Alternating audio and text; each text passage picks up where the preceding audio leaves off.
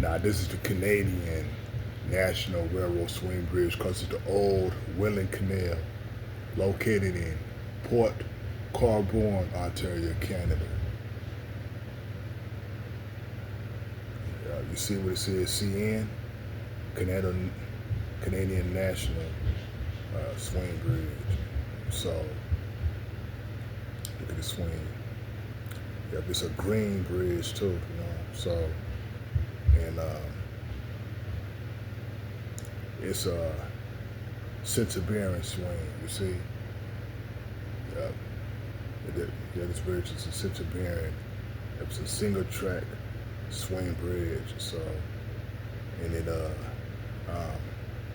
is not used for trains any longer. So it's abandoned as well.